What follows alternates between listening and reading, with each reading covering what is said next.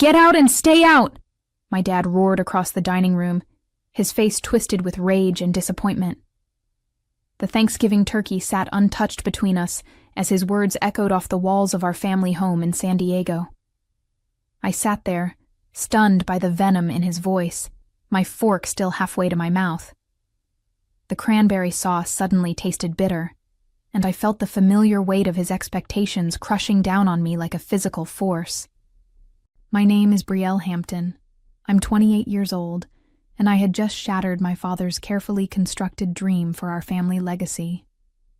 For as long as I could remember, Douglas Hampton had orchestrated every aspect of my life around one singular goal: joining the prestigious Hampton & Associates law firm that bore our family name.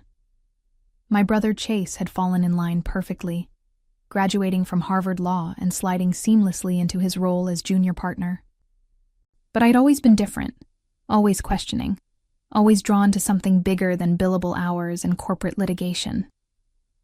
The moment I told my father I had officially withdrawn from law school, I watched 28 years of his investment in me crumble before his eyes.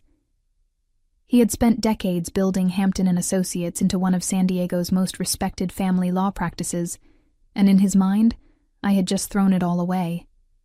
My mother Janine sat frozen beside him, her wine glass trembling slightly in her manicured hands. She had perfected the art of silent agreement over the years, never challenging my father's vision for our family's future. "You're a disgrace to everything this family has built," Douglas continued, his voice dropping to a dangerous whisper that somehow felt more threatening than his shouting. "I've sacrificed everything to give you opportunities, and this is how you repay me?" I set down my fork carefully, feeling something cold and determined settling in my chest. The disappointment wasn't new, but the finality in his voice was. Chase shifted uncomfortably in his chair, his eyes fixed on his plate as if the mashed potatoes held the secrets of the universe. Even now, at 34 years old, he couldn't bring himself to defend me against our father's wrath. "After everything I've done for you," Douglas said, standing up so abruptly that his chair scraped against the hardwood floor. "Get out of my house. Get out and stay out." My mother's sharp intake of breath was the only sound in the room as I slowly stood up, tucking my napkin neatly beside my plate. The ritual of family dinner had become a performance we all participated in, but tonight, the curtain had finally fallen. As I walked toward the door, I could feel their eyes on my back, but nobody called out to stop me. The silence spoke louder than any words could have. Growing up in the Hampton household meant living under the constant pressure of achievement and appearances. My father had built his reputation on the foundation of family values and legacy, ironically, while emotionally distancing himself from his own children. Chase had always been the golden child, the one who asked the right questions and made the right choices. He graduated summa cum laude from Harvard, passed the bar on his first attempt, and seamlessly transitioned into the family business, without ever questioning whether it was what he truly wanted. I, on the other hand, had always been the problematic daughter. While Chase studied corporate law and taxation, I found myself drawn to environmental science and social entrepreneurship. During my undergraduate years at UC San Diego, I spent my summers volunteering with sustainable development organizations instead of interning at prestigious law firms. My father tolerated these phases as long as I maintained my grades and stayed on track for law school. The tension between us had been building for years, but it reached a breaking point during my second year at Stanford Law. I was sitting in a contracts class, listening to a professor drone on about breach remedies, when I realized I was slowly dying inside. Every case study felt like another nail in the coffin of my authentic self. That evening, I called my roommate from 3 years earlier, Maya, who was working with a female-led venture capital group in Los Angeles. "I have an idea," I told her, pacing around my tiny apartment near campus. "Solar-powered infrastructure kits for developing communities, plug-and-play systems that can provide clean energy and internet connectivity to remote areas." Maya listened intently as I outlined my vision. The technology already existed, but nobody had figured out how to make it accessible and affordable for communities that needed it most. I had been researching the concept for months, sketching out business models on napkins and staying up late, reading about microfinance and social impact investing. "You should pitch this to Viridian Capital," Maya suggested. "They're looking for exactly this kind of innovation." That conversation changed everything. Within a week, I had quietly withdrawn from Stanford and moved to a cramped co-working space in Venice Beach. My parents thought I was taking a temporary leave of absence to find myself, and I let them believe it. Chase called occasionally to check in, but our conversations always felt stilted and careful, as if we were both afraid of saying the wrong thing. For 9 months, I lived off my savings and ate ramen noodles while perfecting my pitch. I submitted proposals to 17 different investment groups and received 17 rejections. Some were form letters, others were more personalized feedback about market viability and scalability concerns. Each rejection stung, but it also taught me something valuable about resilience and determination. My parents never asked about the specifics of my break from law school, and I never volunteered the information. The less they knew, the better. I was building something revolutionary, something that could actually change lives, but I knew they would never understand. The breakthrough came on a rain-soaked Tuesday in March, exactly 9 months after I had started this journey. I was sitting in the cramped Venice Beach co-working space, surrounded by empty coffee cups and crumpled papers, when my phone rang. The caller ID showed a number I didn't recognize, but something told me to answer it. "Brielle Hampton? This is Jessica Chen from Viridian Capital. We'd like to schedule a meeting about your SunNest Systems proposal." My hands started shaking as I processed her words. Viridian Capital was one of the most respected social impact investment firms on the West Coast, led by women who had made their fortunes in tech and were now dedicated to funding companies that could create positive change.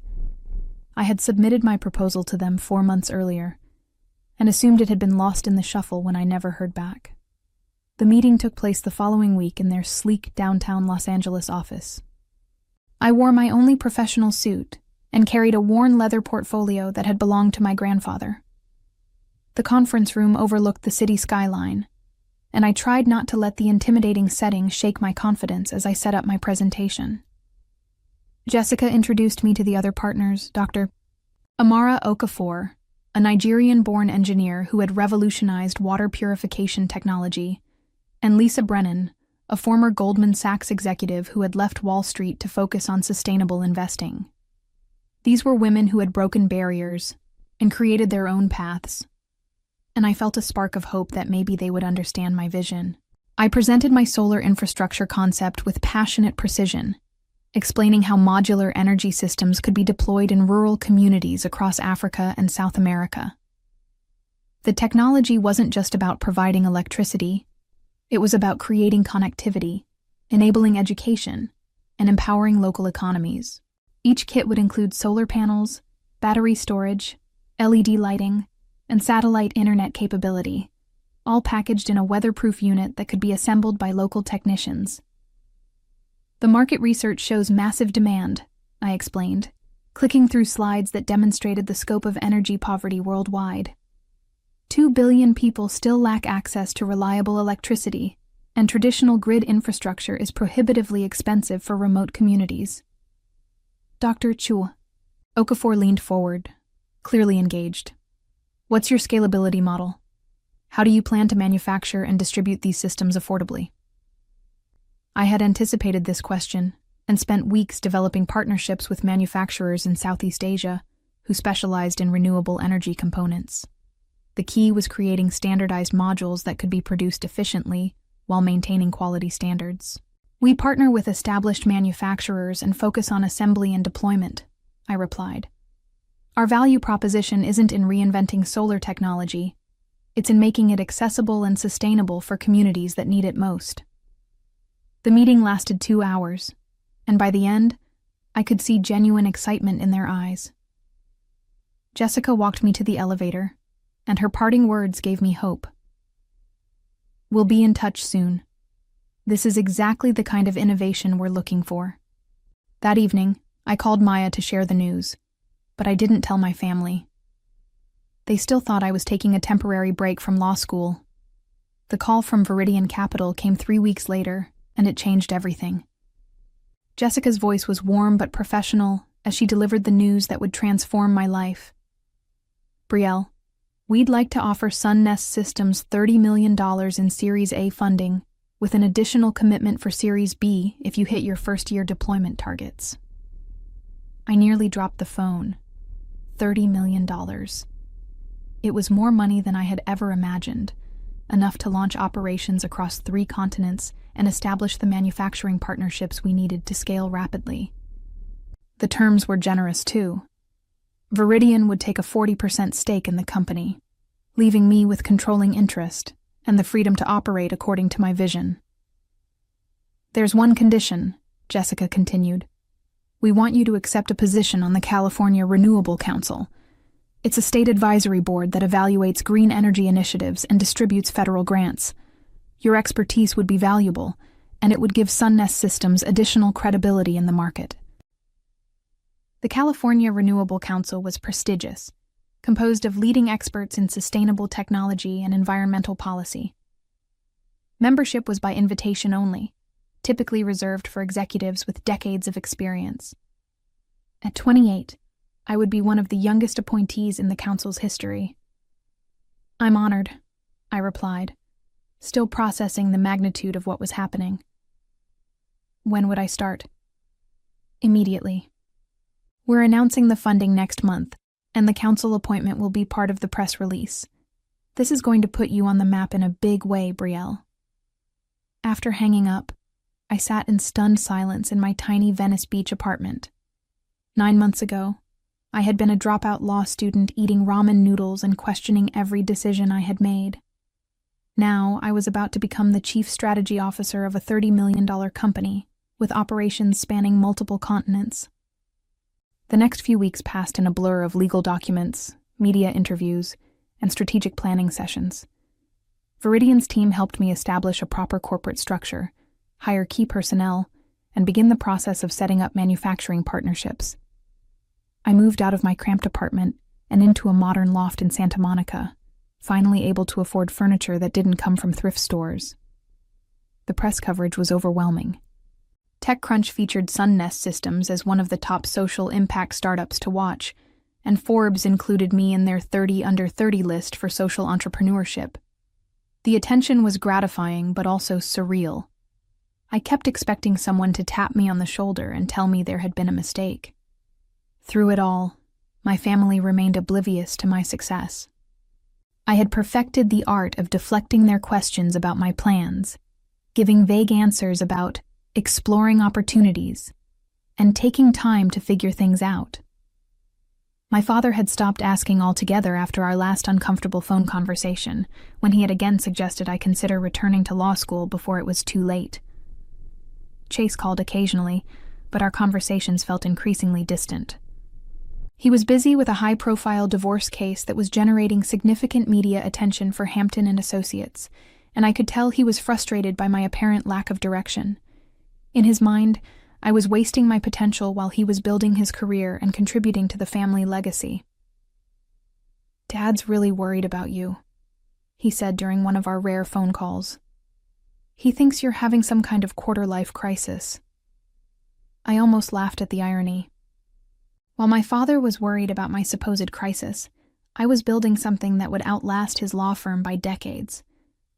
But I kept that knowledge to myself, knowing that the revelation would be sweeter if it came as a complete surprise. The California Renewable Council position was officially announced in October, generating another wave of media coverage. My appointment was noted in several legal publications, including the California Bar Journal. But I didn't think my family paid attention to environmental news. The gap between my public success and my family's perception of my failure was growing wider every day. As Thanksgiving approached, the tension between my two worlds became almost unbearable. In the business world, I was being recognized as an innovative leader in sustainable technology. Sunnest Systems had deployed our first pilot programs in Kenya and Guatemala, providing clean energy to over 5,000 people in remote communities.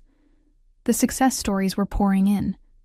Children studying by LED light instead of dangerous kerosene lamps, small businesses operating refrigeration units for the first time, and community centers offering internet access for education and communication. But to my family, I was still the disappointing daughter who had thrown away her legal career for undefined pursuits. The disconnect was painful, especially when I received updates about Hampton and Associates' continued growth and success. My father had recently been honored by the San Diego Bar Association for his contributions to family law, and Chase was being considered for partnership ahead of schedule. I found myself caught between the desire to share my achievements and the strategic value of maintaining my secret. Part of me wanted to prove to my father that I had made the right choice, that dropping out of law school had led to something far more meaningful than partnership in his firm. But another part of me recognized that the element of surprise would be more powerful than gradual revelation. The week before Thanksgiving, I made a decision that would change everything. I purchased a $7 million oceanfront mansion in Malibu, complete with floor-to-ceiling windows overlooking the Pacific Ocean and a private beach access. The house was a symbol of my success, but more importantly, it was a statement of independence. I was no longer the lost daughter living on borrowed time and good intentions. The real estate transaction generated its own media attention, as celebrity news outlets speculated about the young tech executive who had purchased one of Malibu's most exclusive properties. The attention made me nervous, but I assumed my family was too focused on their own concerns to notice entertainment news about property purchases. I spent the days leading up to Thanksgiving carefully preparing for what I knew would be a difficult conversation. My family expected me to announce my plans for returning to law school, or at least acknowledge that my experimental phase had failed. Instead, I was going to tell them the truth about my withdrawal and let them draw their own conclusions about my current situation. The morning of Thanksgiving, I drove from Malibu to my parents' house in La Jolla, taking the scenic coastal route that had always calmed my nerves. The familiar neighborhoods looked different now that I was viewing them from a position of financial success rather than dependence. I parked outside the house where I had grown up, noting how modest it seemed compared to my new Malibu estate. My mother greeted me at the door with her usual mixture of affection and concern. "Brielle, you look wonderful. How are you feeling about everything?" Everything was her diplomatic way of referring to my extended absence from law school without acknowledging the growing elephant in the room. I hugged her and followed her into the kitchen, where the familiar sounds and smells of Thanksgiving preparation transported me back to childhood memories of family gatherings that had felt warmer and more genuine. Chase arrived with his girlfriend Kelly, a fellow attorney who worked at a competing firm. They made the perfect legal power couple, discussing recent cases and bar association politics with the easy confidence of people who had never questioned their career paths. Kelly had always been polite to me, but I could sense her confusion about my current status as the family disappointment. As we gathered around the dining room table, I knew this would be the last Thanksgiving where my family saw me as a failure. The conversation I had been dreading began innocently enough, as family conversations often do. We had finished the main course, and my mother was clearing plates while my father poured wine with the ceremonial precision he brought to everything. Chase and Kelly were discussing a recent Supreme Court decision that could impact family law practices, and I found myself genuinely interested in their analysis despite my own divergent path. "Brielle," my father said suddenly, turning his attention to me with the focused intensity that had intimidated me since childhood. "I've been patient about this whole sabbatical situation, but we need to talk about your plans. Spring semester starts in 2 months, and if you're going to re-enroll at Stanford, we need to handle the paperwork soon." The assumption in his voice was clear. Of course I would be returning to law school, because what other reasonable option could there be? My mother nodded encouragingly from the kitchen doorway, clearly hoping this conversation would resolve the uncertainty that had been hanging over our family gatherings. "Actually, Dad," I said, setting down my wine glass carefully, "I'm not taking a sabbatical. I officially withdrew from Stanford 8 months ago." The silence that followed was deafening.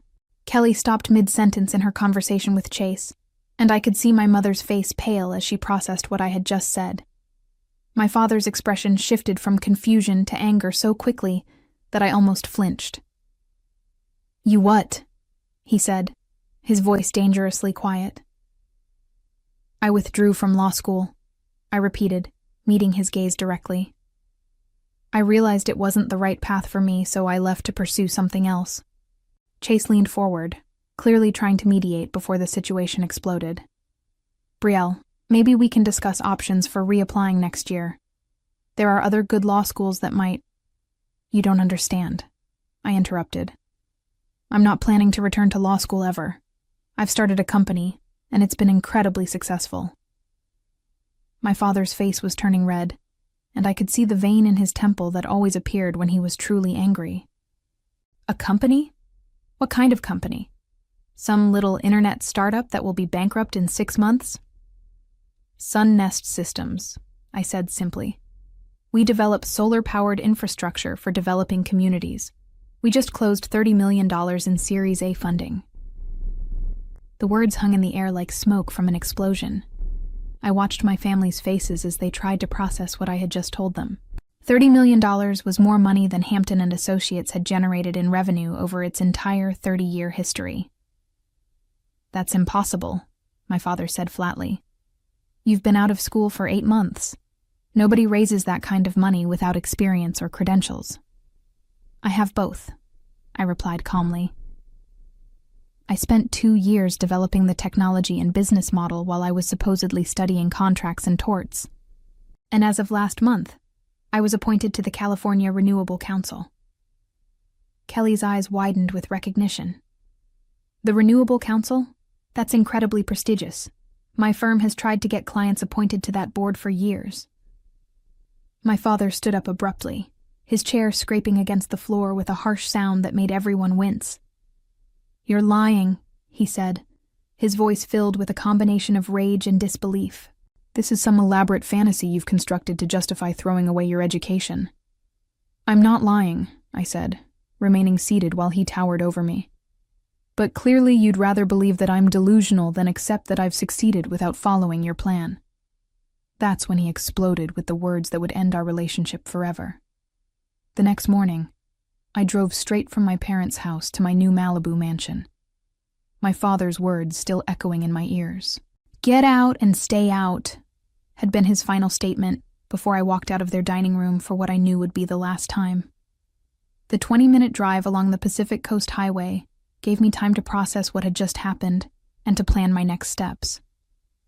My phone had been buzzing constantly since I left La Jolla, with missed calls from Chase and several text messages from my mother asking me to call them back. I ignored them all. The time for explanations and reconciliation had passed the moment my father chose to believe his own assumptions, rather than listen to the truth about my success. The moving truck arrived at noon, carrying the minimal belongings I had accumulated during my years of struggling to build Sun-Nest Systems. Everything fit easily into 2 rooms of my sprawling new home, a stark reminder of how dramatically my circumstances had changed. As I unpacked my laptop and the framed photo of my first solar installation in Kenya, I felt a mixture of sadness and liberation that surprised me with its intensity. That afternoon, I called Jessica at Viridian Capital to discuss the timeline for our expansion into Central America. The conversation was energizing, focusing on concrete plans for deploying our technology to communities that desperately needed reliable energy access. As we talked about manufacturing partnerships and government approvals, I realized how much more fulfilling this work was than any legal career could have been. By the way, Jessica mentioned near the end of our call, we're getting some interesting inquiries about potential partnerships. Several law firms are reaching out about pro bono opportunities to support our community development work. Really? I said, suddenly interested. What kind of firms? Mostly environmental law specialists, but a few family practices too. There's apparently significant interest in the corporate social responsibility angle. I made a mental note to review those partnership proposals carefully. The irony of law firms wanting to associate with my success wasn't lost on me, especially considering my father's complete dismissal of my achievements just hours earlier. 3 weeks after Thanksgiving, I was reviewing grant applications in my home office when my assistant called with an urgent update. "Brielle, I thought you should know that Hampton and Associates submitted an application for the State Renewable Energy Grant Program. They're requesting $2 million for a sustainability initiative. I almost laughed out loud. Hampton and Associates had never shown any interest in environmental issues during my entire childhood. The fact that they were suddenly pursuing green energy grants seemed like a transparent attempt to capitalize on the growing market for sustainable legal services. "What's the nature of their application?" I asked, pulling up the California Renewable Council database on my computer. "They're proposing to establish a pro bono legal clinic focused on environmental justice issues.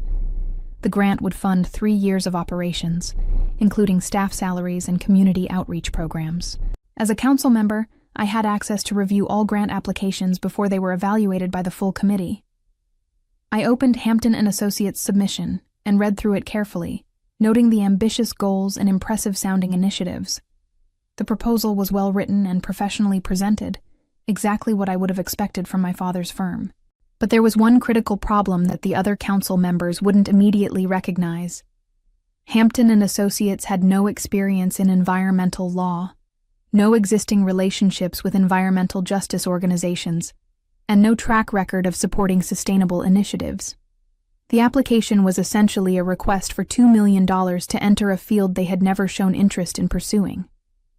More importantly, there was a clear conflict of interest that would disqualify their application automatically. I scrolled to the bottom of the council database entry and found the field I was looking for. Potential conflicts. I typed carefully, knowing that my words would determine the fate of my father's grant application. Sunnest Systems Executive Relationship, I wrote, adding my name and title for clarity. The rejection would be swift and public, visible to everyone in San Diego's legal community. As I submitted the conflict notice that would deny my father's grant application, I realized that revenge had found me rather than the other way around. The path I had chosen for authentic reasons had led to a moment of perfect justice that no amount of planning could have orchestrated better. Sometimes the best revenge is simply living successfully according to your own values and letting the consequences reveal themselves naturally.